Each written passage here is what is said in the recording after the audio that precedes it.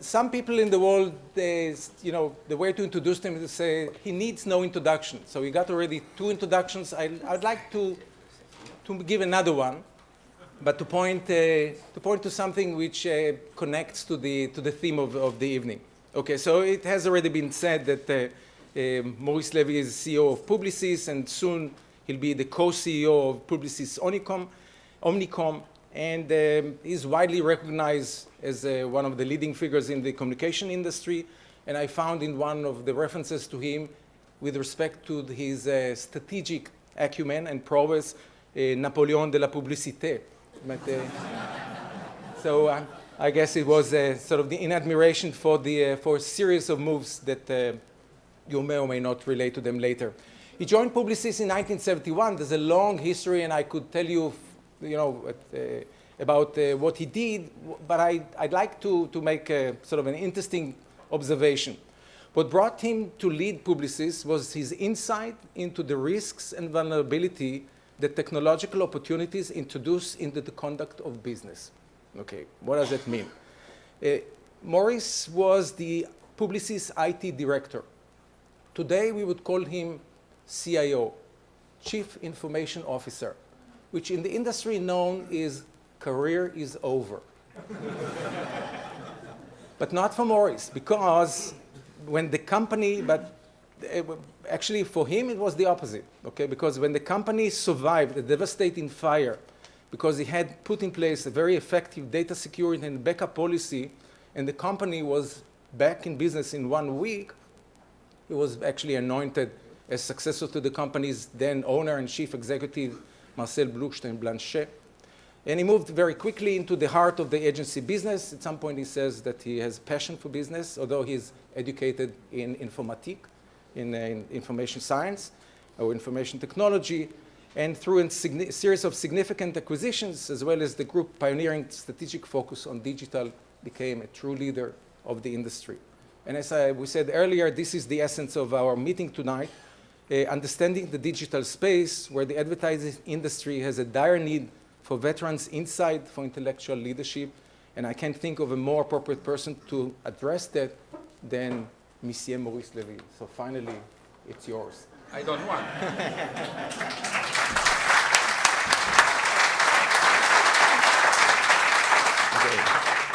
Change of the guard.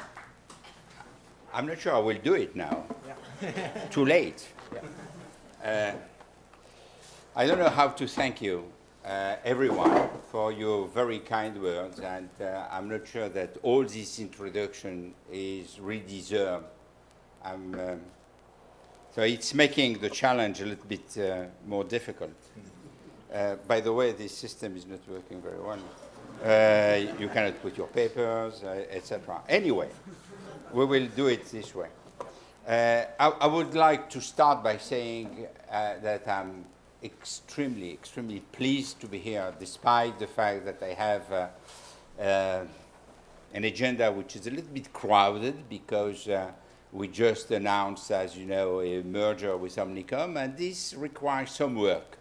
I don't know if you, at the business school, you learn a little bit about mergers and acquisition, but getting two very large companies together, one of 70,000 people, another one of 60,000 people together, require a little bit of work.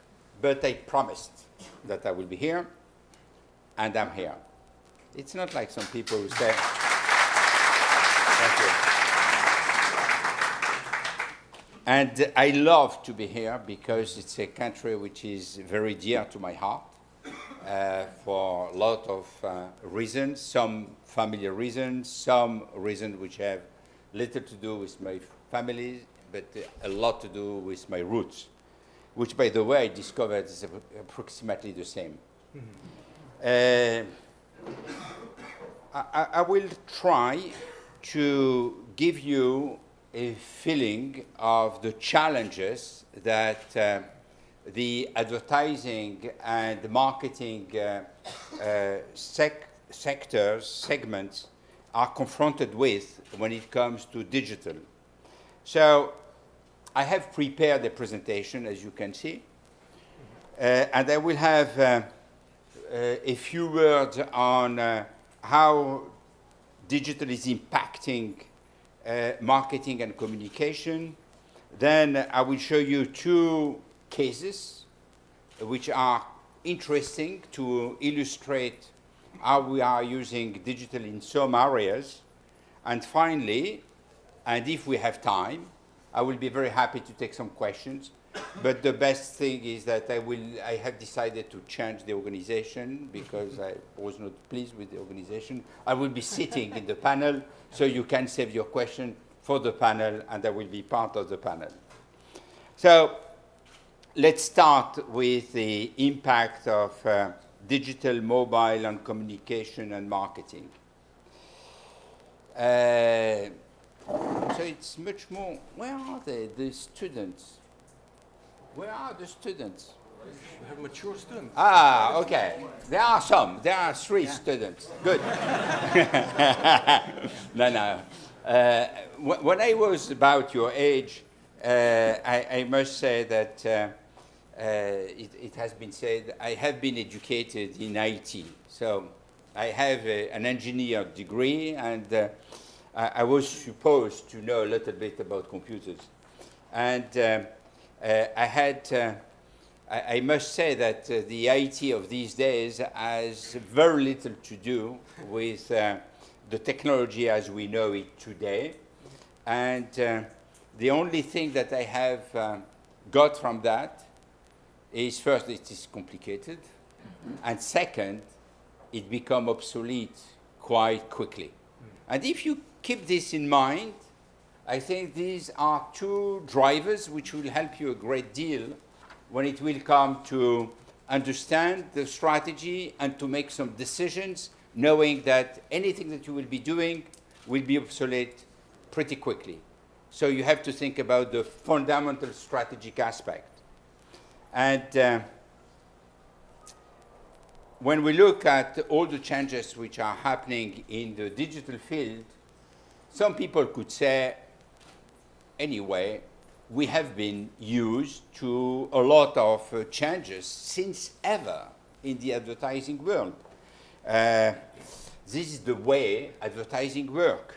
And you remember that display and press since the 19th century, radio in the 30s, surveys in the 40s, TV in the 50s, and the first digital tools have been used in advertising end of the 70s and beginning of the 80s.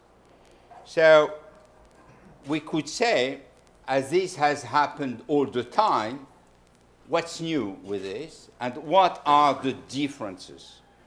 And in fact, digital brings 4 differences and 3 challenges to advertising and marketing in my views. Don't worry, I have some slides. I will show you the slide later. But you have to deserve them, and you have to listen a little bit to me first. What are the 4 differences? The first one is about blurring.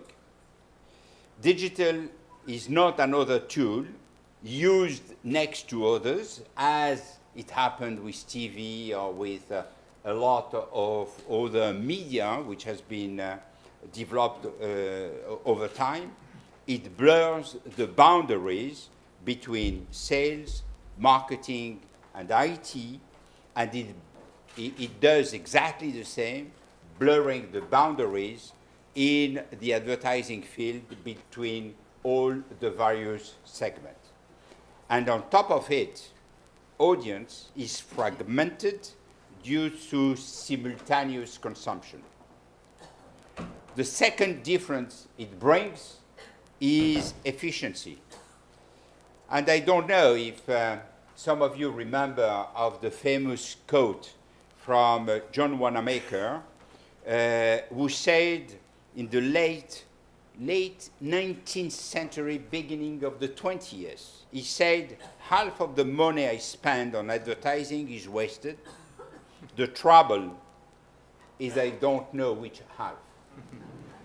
As opposed to traditional media, digital limits the waste because you get instant feedback, and if it's not yet the advertising holy grail that we are all looking for, it is getting closer to it.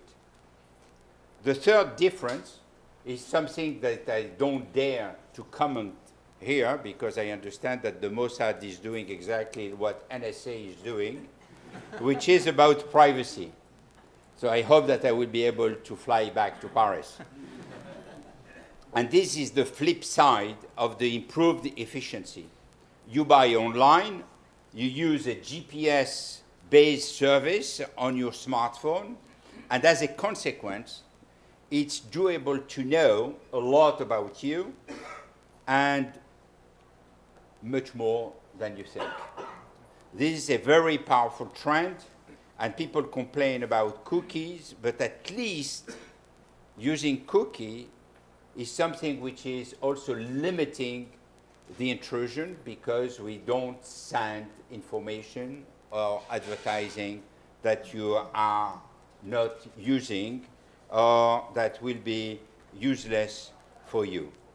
New technologies might prove much more intrusive, whereas I do think that we have to be more productive of the consumer's data. I spoke to Obama, Hollande, and Merkel, they all agree. The fourth difference is the pace of technological change, which is absolutely unprecedented. Technology now changes every minute. This is a challenge for big corporations in general and for advertisers in particular. Some companies didn't adapt quickly enough, and as a result, they greatly suffered from it. Remember the position that Kodak had, HP, Dell. I'm very sorry for Michael, but he had to take his company private in order to re-engineer it quietly and to take the hit of all the changes in order to become again a solid competitor. To a lesser extent, Microsoft. But in the media, Newsweek has disappeared, the Financial Times Deutschland, the Washington Post, which has passed into the hands of Jeff Bezos, and we see a lot of changes in the music industry, where the changes have been absolutely fantastic. These are the four differences, and they are there for a long time. So we have to have this as milestones when we are thinking about a new strategy and when we are building a new plan. We have to think about this because these are trends which are there for the future. Then I said there is three challenges. And these challenges are not advertising specific per se, but they are particularly pressing in our industry. The first one is that you have to take into account what is happening in the real world. Hierarchy or matrix approaches belong to the past. All these organizations that we are used to work with are really something which is a reminiscence of the past. They will still live for 10, 15, 20 years, maybe in some organization, but they are reminiscence of the past. The client is for good at the very center of the model. That is what we call empowerment, and I will come back to this when I will make my presentation. The consumer's behavior is changing radically in this digital era, spurred by two engines, sharing and instantaneousness.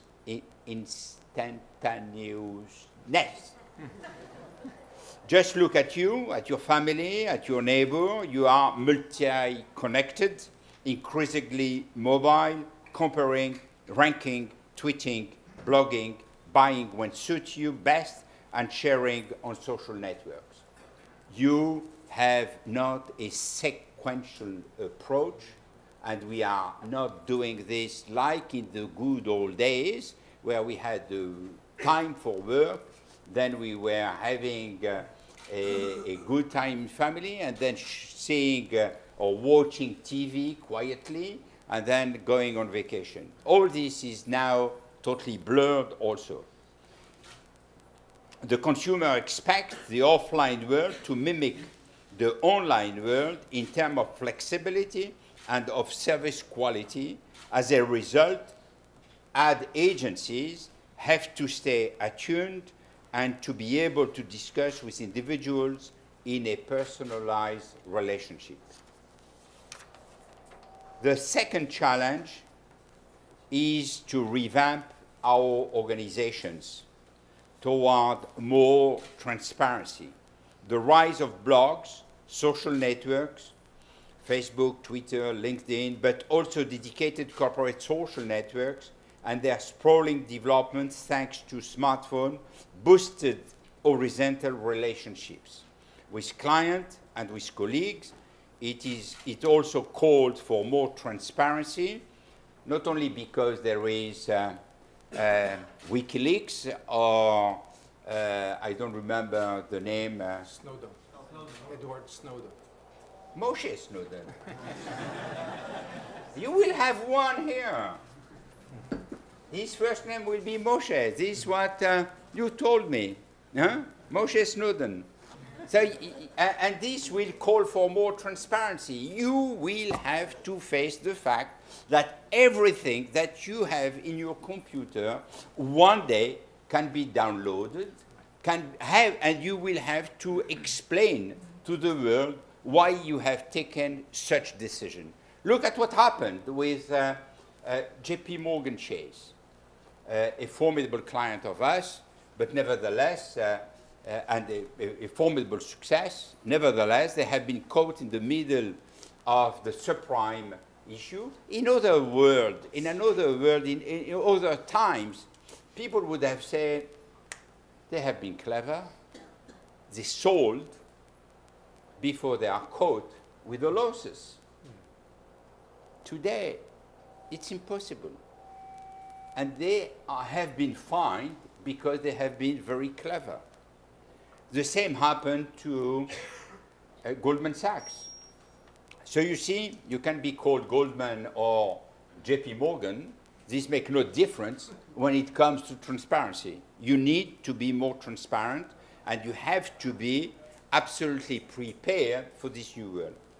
The third challenge is the collaborative revolution through the multitude. Social networks are much more than incremental innovation. They are a social breakthrough that opens new horizons. I suspect that everybody in this room is familiar with WOZE. I have heard about it. In fact, I must say that I got a presentation in Paris at a time where they were looking for investment, and unfortunately we couldn't invest. This collaborative GPS-based navigation system for smartphones that Google acquired for more than $1 billion. Mm-hmm. You're happy with the acquisition? No complaints. And we can go through a lot of things. At Publicis, I wouldn't say understood because the word is too strong, but we had a feeling quite early on what this digital revolution will bring, and that it was not just a mere extension of existing marketing approaches, and it was absolutely key to cope with these three challenges, and the sooner the better.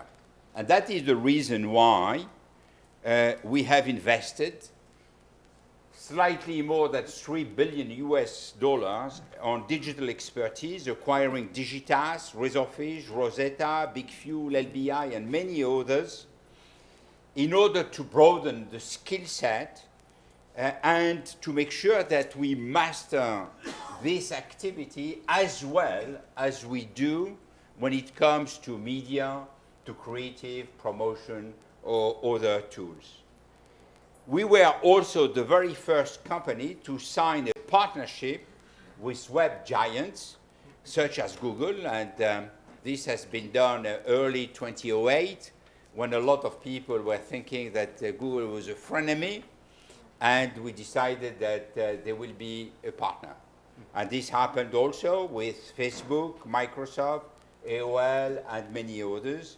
The last one has been Adobe a week ago.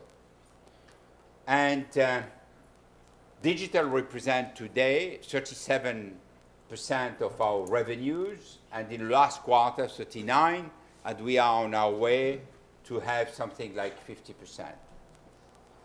It was not an easy journey. I remember the first time I wanted to get some help from digital was in 1984. There was what we call, in those days, the Quantel graphic palettes. And I thought that was a nice thing, cool, to help the creative people.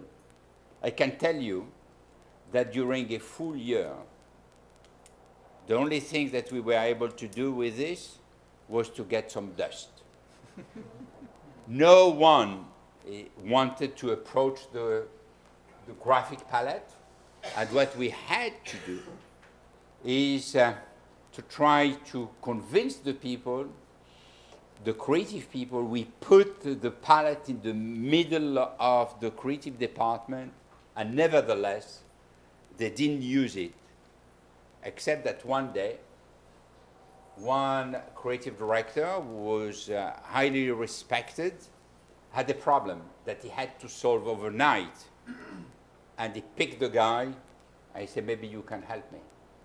And this has been the start, because yes, the palette did help, and this has been the beginning of a huge change. You can't impose these new strategies to people. You have to help them understanding and confront them with the need. So when you look at all this, you see that we are all struggling with the digital innovations, the mobility, which are essential part of the future, and the daily life of the consumer. And what I will try to do now, because there is a presentation, in case you believe that I was not making a presentation, I must tell you, yes, there is a presentation and a few slides, which, no, sit down. I know, I have a finger. I have a finger, and I know where I put the finger. Here. You see? So, if we are serious about the future, I must say that digital is no longer, and this is very surprising for somebody who has spent $3 billion US in investing in digital, is no longer the only and the key question. It has been 20 years since Netscape browser and the start of digital marketing started. Consumers in many markets have so absorbed technology and devices in the way they shop and behave that some marketers have begun to believe that the digital era is over, since it should now be all merged again. We are hearing everywhere digital first or digital at the core, loudest from those who are the least digital. And digital is not only about technology. Digital is above all a mindset. It is about a whole new way of thinking, about marketing. It is a world where brands matter. When I say brands, it's not me, a brand, it's the brands. Insight matter and storytelling matters. But the way brands are built, stories shared and insight extracted and leveraged are different from the past world. Yes, brands, storytelling, insight, but no to the same way of doing things in a connected, empowered, self-marketing, mobile age where commerce will be baked into more and more marketing interactions. We are in an era of empowered marketing because we are in an era of empowered age. We live in this empowered age where people are expressing, transacting, sharing, entertaining, discovering, and using the connection engine, or if you prefer, internet to do so. They are interacting with content across not screens, but what I call glass devices, Google Glasses, soon Samsung watches, iWatches, Xbox, phones, TV, tablet, computer. Channels like video, audio, social, mobile, and display are collapsing as people integrate and link behaviors across glass. What they really seek today is seamless inclusion, simplicity, value, utility, and services. But they are still concerned, and I mentioned this already, about their privacy. Marketers, advertising agencies need to combine three elements: intelligence strategic, the IQ, science and technology, the TQ, with humanity and emotions, the EQ, which is the thing which is missing most in technology company, which is good for advertising agencies. There is 6 points to mention about the future of marketing. It will be digital and analog, increasingly self-marketing, utilities and service, not just ads. Video comes from the slime and across glass, more access and less ownership, and marketing will continue to grow. So let's go through each of them. Digital is integrating with analog, which is what we call digital leakage. More mobile phones make place and people important. E-commerce and regular commerce blend.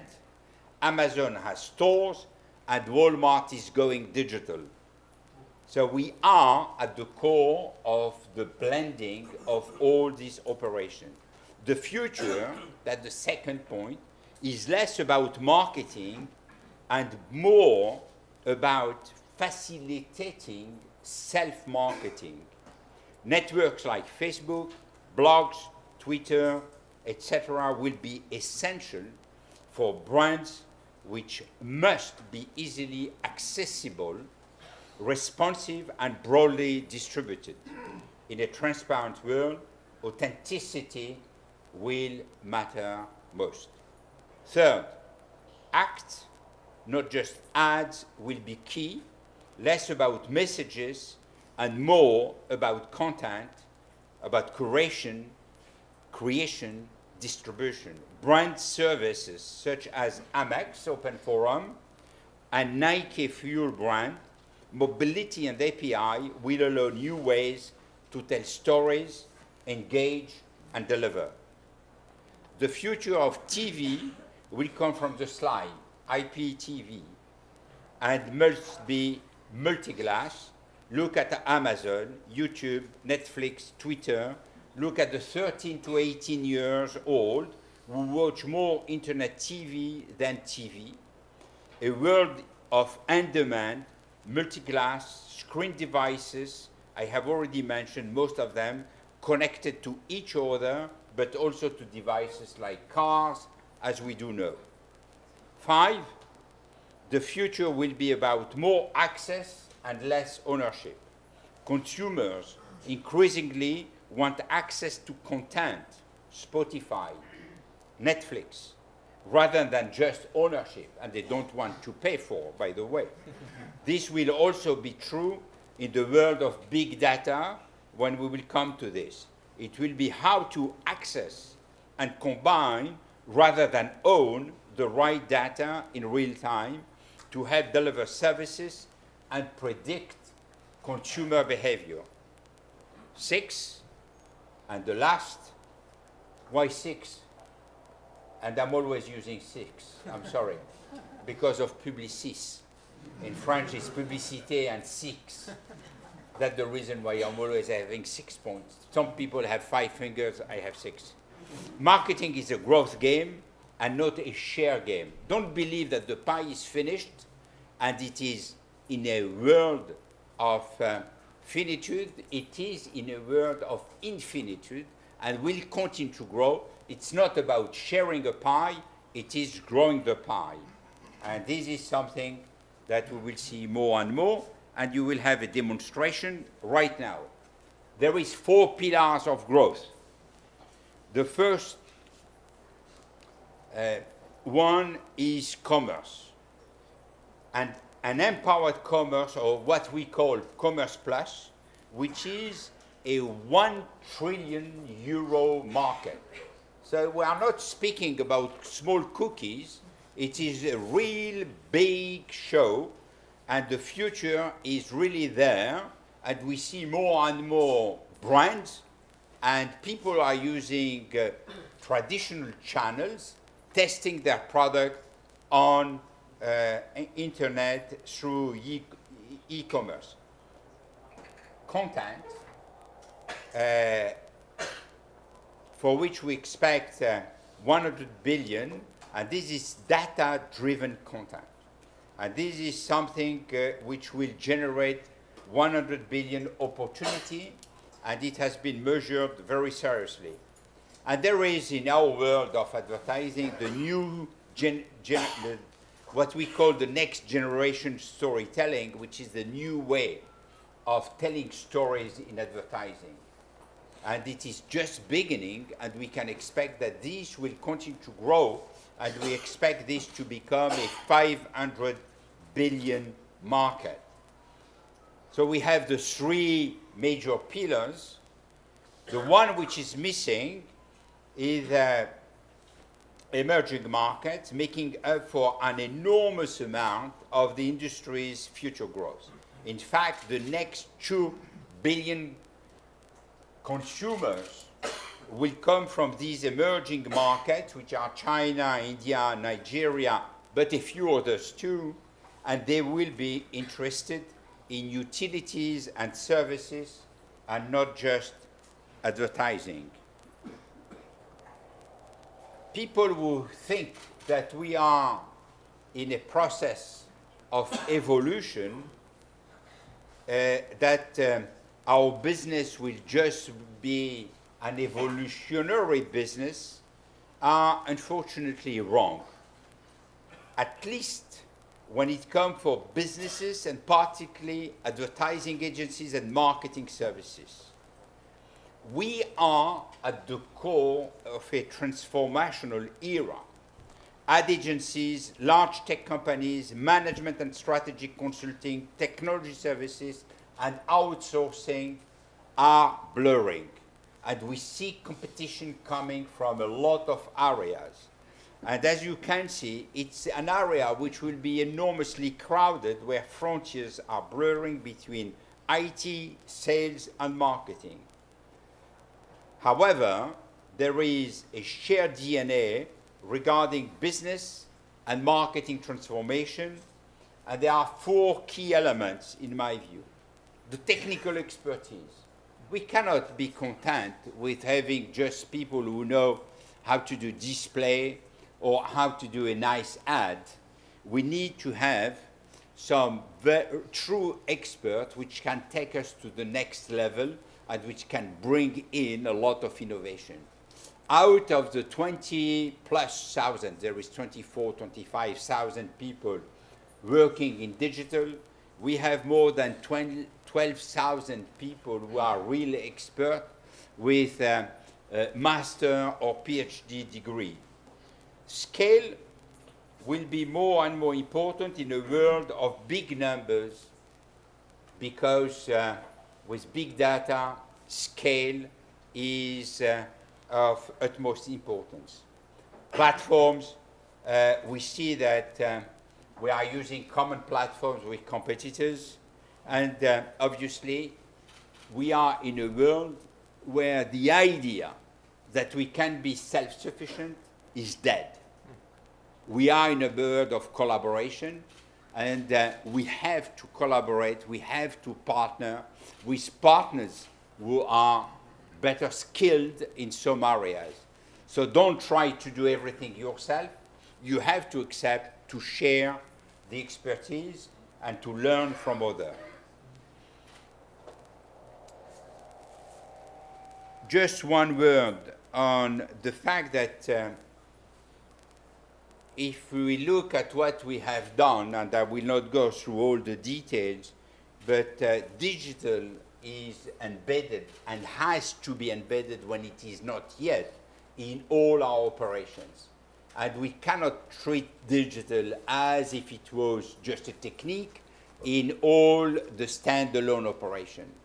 But we have more standalone operation than the others because we need to have access to competences in order to change our world and to change the way we work.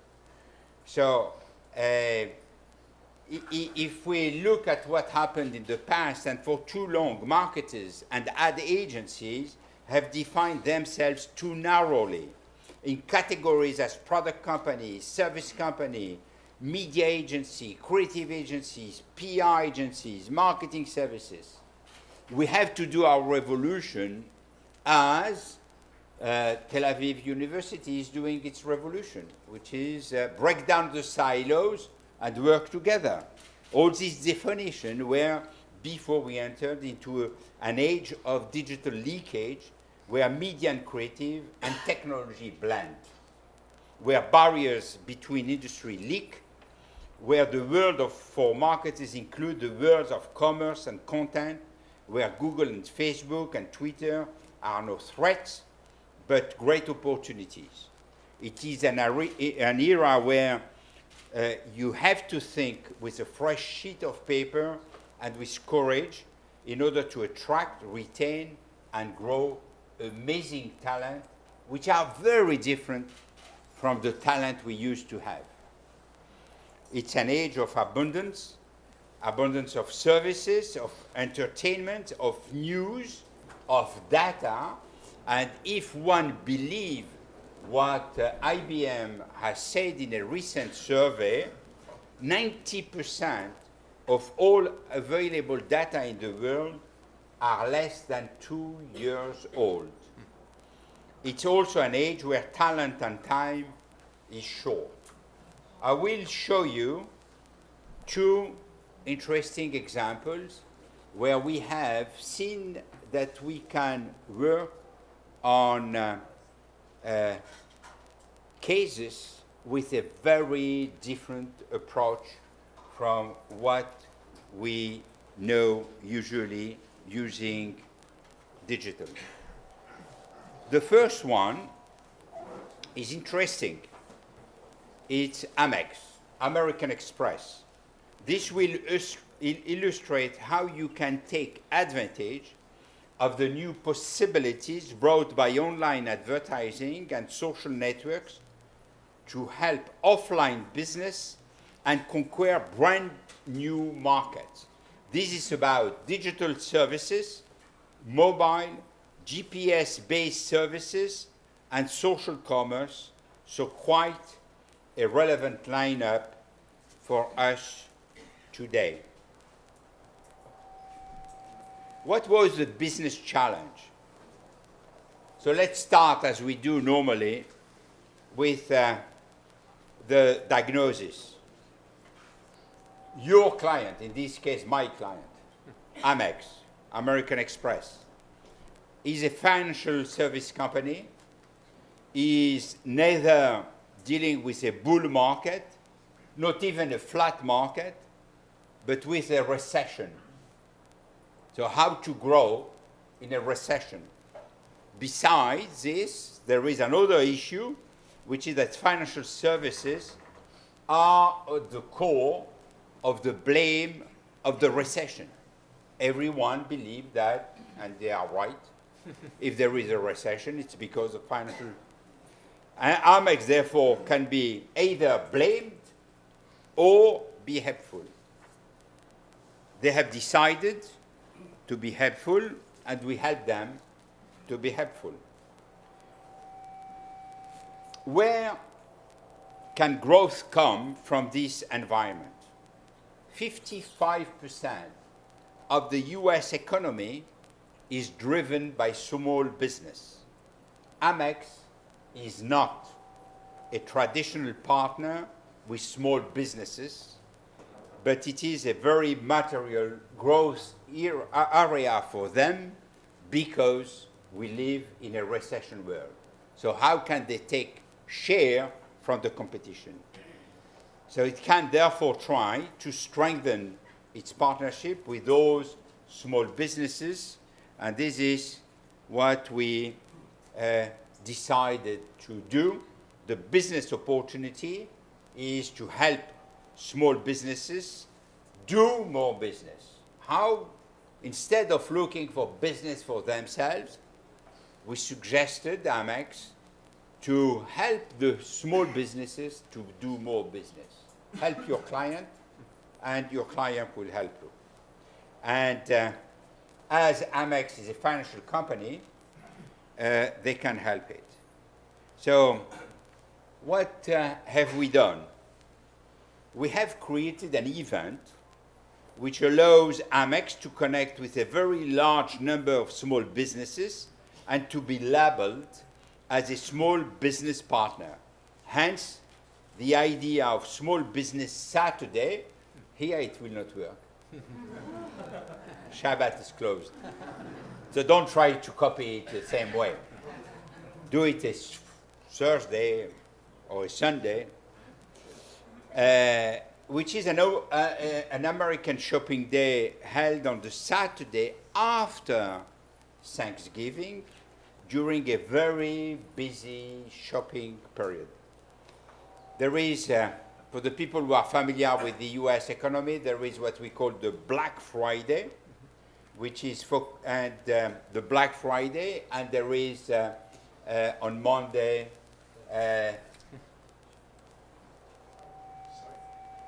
Cyber Monday. And we decided to create the Small Business Saturday. So the Small Business Saturday is what we call in our industry a big idea.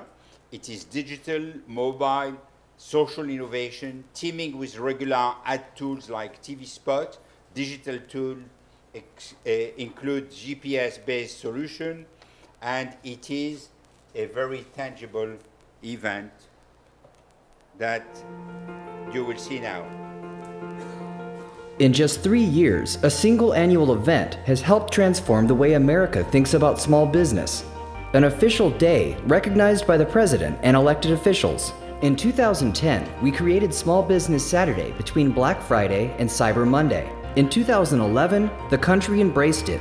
This year, we handed the day over to small business owners, giving them the tools they needed to fuel the new cultural movement. On ShopSmall.com, business owners used the Ad Creator tool to create free, customizable banner ads. These ads were placed in a national media buy, serving up 47 million geo-targeted impressions. We also showed customers where to shop and provided a $25 statement credit offer to American Express cardholders. We created over 55,000 Shop Small welcome mats for business owners across the country. They became a symbol of the Shop Small movement. To deepen local involvement, we partnered with chambers of commerce and small business organizations across the country. They became ambassadors of the day, fueling its momentum and attracting customers in droves. We also aired an anthemic television spot titled Our Day. Small Business Saturday is a day to show our support and do our part for the businesses that do so much for us. So what are the results of these collective efforts? Over 3.2 million fans liked it on Facebook. Shop Small and Small Business Saturday trended on Twitter, and small business owners saw real results. People really come out for Small Business Saturday. I mean, we see a huge jump in business. Valentine's Day used to be our biggest day of the year. now it is by far Small Business Saturday. On November 24th, shoppers exceeded expectations, spending over $5.5 billion at small businesses. With results like these, it's clear that Small Business Saturday is here to stay. So, the results are impressive. 21% increase in card member transactions, 5.5 billion spent by consumer shopping mall in the famous Saturday, 3 million Facebook fans, and more than 100,000 engagement by merchants to move on this new solution. There is something else which is linked to this operation, which came a little bit later, which is credit card deal with Facebook and Twitter, which is another great idea for Amex and industry first, and heavily using digital social commerce through a groundbreaking platform between American Express and Twitter. You probably think about something technical, maybe geeky, and in fact it is much more about music and the American rapper Jay-Z, which got viral, and you will see it now. American Express had a simple idea. What if you could save on the things you love just by tweeting about the things you love? We called it syncing. After syncing their Twitter accounts to their American Express cards, card members could use Twitter hashtags to load merchant offers directly to their card. The paper coupon was finally a thing of the past, and social commerce was becoming a reality. The challenge? How could we launch this breakthrough between American Express and Twitter with a nationwide happening to get Sync talked about, celebrated, and shared? The answer? A first-of-its-kind Twitter-powered concert. The Amex Sync Show, presenting Jay-Z.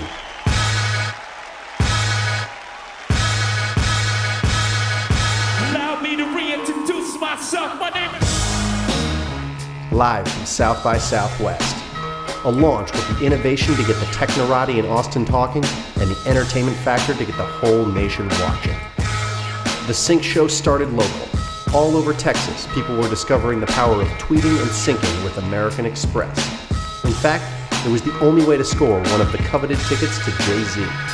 And syncing would reach millions more across the country through a groundbreaking live-streamed digital concert that got better with every tweet. Just by tweeting, fans could control cameras, request songs, even design the official concert poster. And with the entertainment came a valuable education. Fans learned how to turn Twitter hashtags into merchant deals throughout the show and continued to use Sync long after the final encore. At the Sync Show, a new social commerce behavior took a huge stage. Devoted fans of the music became diehard fans of the technology overnight. From the moment people flew into Austin to South by's final day, Sync was the talk of the town and the country.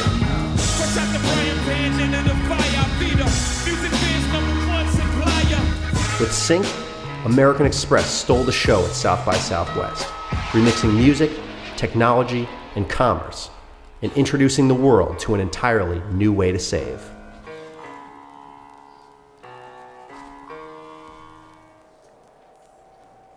This shows that, in fact, everything is blurred, and if we want to be successful, we have to mix the various media and the various technique, and this has been an industry first with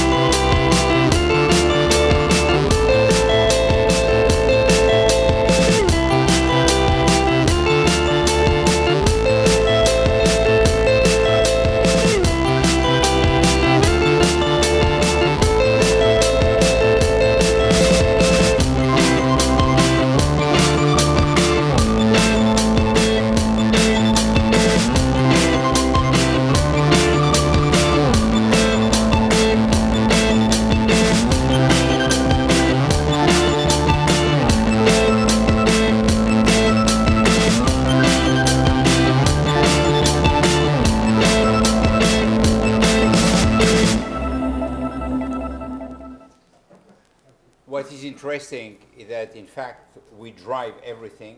We do the sales, we do the marketing, we fill up the planes by using and adapting permanently the marketing based on the information that we are gathering. So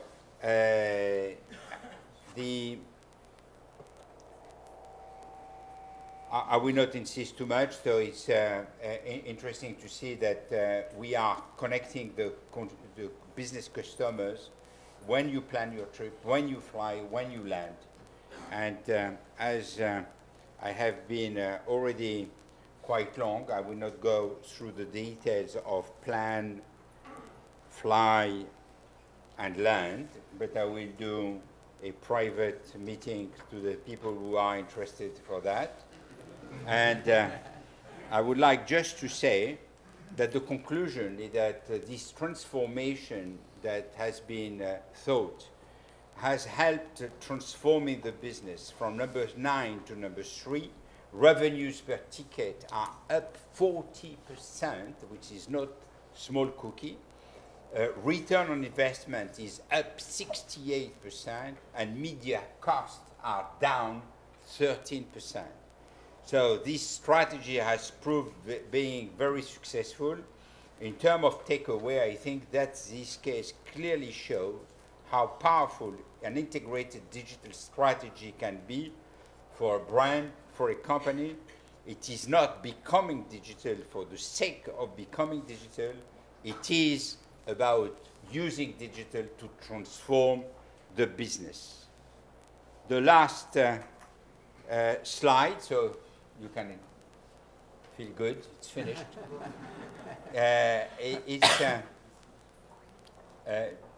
We have just seen together 2 case studies.